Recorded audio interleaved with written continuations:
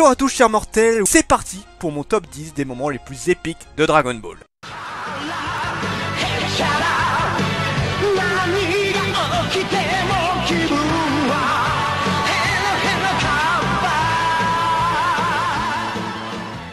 Numéro 11. Sangoku et Piccolo apprennent à conduire. Oui, j'avais dit un top 10, mais ça je pouvais pas ne pas en parler, c'est vraiment la scène que j'ai le plus rigolé et qui m'a fait le plus halluciner quoi. Chichi, pauvre femme au foyer, en a un peu marre de faire les courses à pied et de voir des couples aller les faire en voiture. De ce fait, elle menace Sangoku de devoir apprendre à conduire, sinon elle ne lui fera plus à manger. Petit cœur et toi, vous allez prendre des leçons et passer votre permis, je vous l'ordonne. Si vous n'obéissez pas, je ne préparerai plus vos repas. Oh. Est-ce que c'est clair, oui ou non? Oui. Donc Sangoku et Piccolo, oui, parce que le pauvre a été entraîné dans ce bordel. Cœur non plus, il a pas passé. Je n'ai pas besoin d'apprendre à conduire. Il a vraiment pas de bol, le pauvre. Vont se mettre à passer leur permis. Sauf que, bon, t'as Sangoku qui est co comme c'est pas possible, et Piccolo qui pour lui tout est bon pour un duel. Je vous laisse imaginer un petit peu à quel point ça peut être le gros bordel. Numéro 10. Tao Pai Pai contre Sangoku. Tao Pai Pai, ça a été mon premier gros méchant de l'histoire, le gars qui est juste là pour tuer et qui plus est vraiment fort. Après s'être fait rétamer, notre cher Sangoku est parti jouer à chat, avec un chat en fait. Ouais, je sais, elle était naze. Le voilà de retour avec de nouvelles forces qui va lui permettre de foutre à Tao Pai Pai une brûlée monumentale.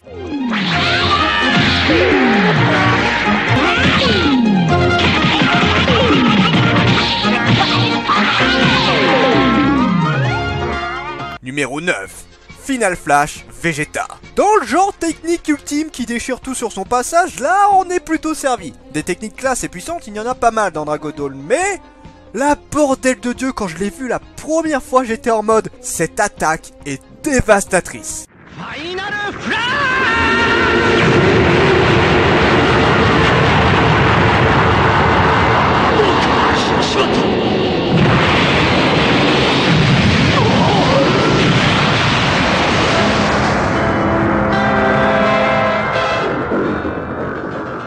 Bon là par contre la VF, vous nous avez totalement gâché le moment par contre hein. Attention!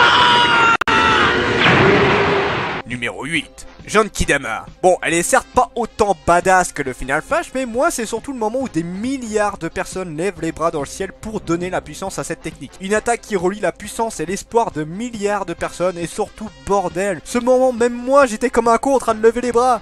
Oui, vas-y, prends toute mon énergie.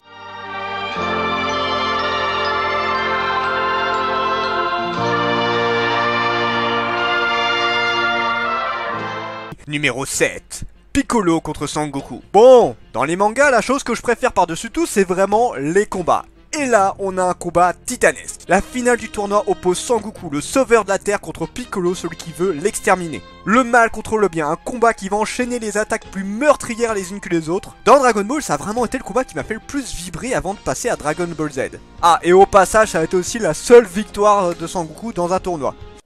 Je déclare Sangoku vainqueur de cette finale du grand tournoi mondial des arts martiaux. Numéro 6. Vegeta contre Sangoku. J'ai dit que Piccolo vs Sangoku était le combat qui m'a fait le plus vibrer dans Dragon Ball. Mais Dragon Ball Z n'a pas attendu longtemps pour me faire frissonner de plaisir. Dans le genre combat de l'extrême, il est vraiment allé à fond. Je crois que c'est d'ailleurs le combat que j'ai trouvé le plus intense en termes de puissance. Vegeta, le prince des Saiyans qui déchaîne sa toute puissance. Sangoku qui est obligé d'utiliser le Kaioken jusqu'à l'extrême limite pour tenir tête à Vegeta. Et surtout, ce clash, mais alors divin, du Kamehameha full Kaioken contre le canon Garrule de Vegeta.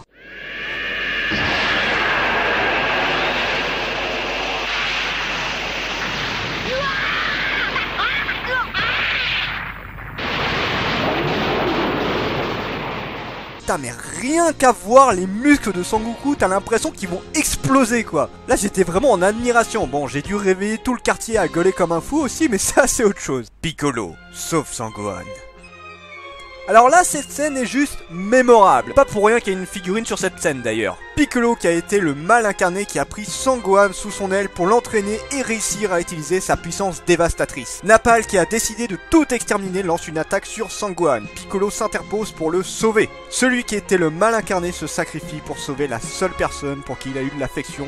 Mon Dieu que cette scène était belle.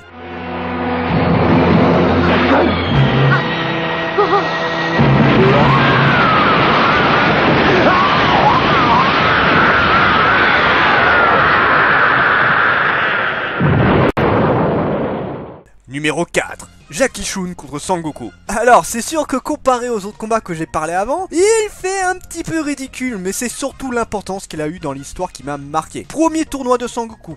Il écrase tout sur son passage, rien ne peut l'arrêter. Mais la finale l'oppose à son maître. L'élève va-t-il dépasser le maître? Bon, au début, ils y sont tous passés de leur technique un peu con-con, mais bon, c'était sympa. La partie que j'ai vraiment surkiffé, c'est le moment où ils n'ont plus assez d'énergie que pour un combat 100% physique. Ce sera un combat où seule la force et l'expérience dominera. Mais merde, rien que la musique et ce final!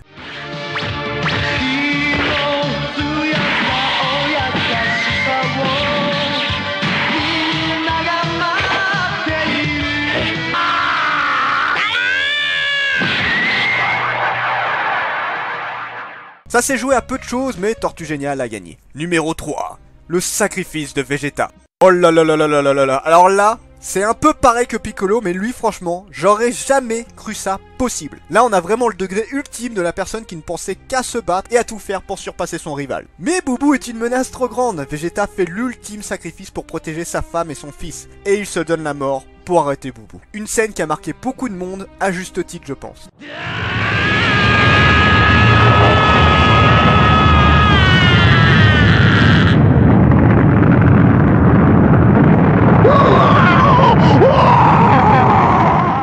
Numéro 2. Sangoku contre Boo. Ah, ce fameux combat. Le dernier combat de la saga. L'ennemi ultime. Impossible à arrêter. Boo devient incontrôlable et ne cesse de s'améliorer. Plus il combat, plus il devient fort.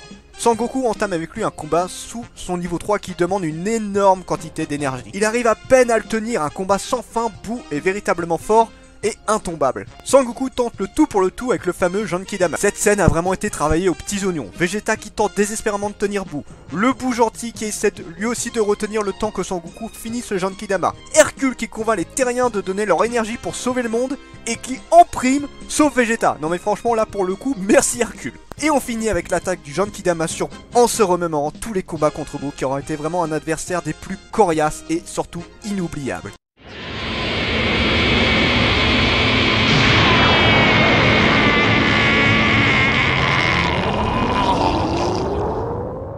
Numéro 1. La transformation de Sangohan. Oh, oh, oh, oh, oh, oh. Alors, celle-là, elle a marqué du monde. Sangohan, on le sait depuis le début avec Raditz qu'il a une force démesurée cachée au fond de lui. Mais on n'a jamais eu l'occasion de le voir entièrement. Ce n'était que des bribes de ce qui était possible. Et là, au début du Cell Game, Sangoku nous dit: Allez, j'ai confiance en toi, courage. Tu es le seul qui puisse ramener la paix sur notre planète. L'humanité est avec toi. What? Qu'est-ce que tu nous dis là? Enfin on le savait déjà, mais ça y est, ça va enfin arriver. Oh bordel de Dieu, oui! C'est arrivé. Si on devait donner les moments les plus épiques dans les mangas, je pense que celui-là devrait en faire partie sans contexte. La transformation de Sangohan, sa véritable puissance enfin libérée. Allez, tous en cœur!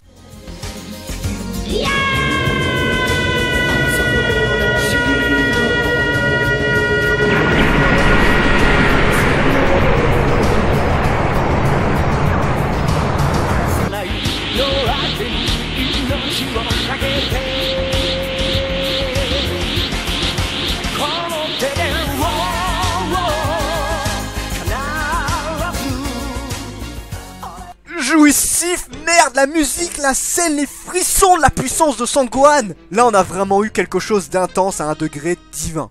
Et vous, quel moment vous a le plus marqué dans Dragon Ball? N'hésitez pas à me le dire dans les commentaires. C'était Dragmar, je vous dis à la prochaine, chers mortels. 1秒1秒光る砂粒だね一粒もこぼせない忘れない Et on se retrouve pour les tirages au sort, du coup. Alors, qui va être le premier éliminé? Je tire un peu l'arrache, je vais prendre un petit peu mieux. En mélangeant, je pense que ce sera mieux. Le premier éliminé du jour, c'est Minouche.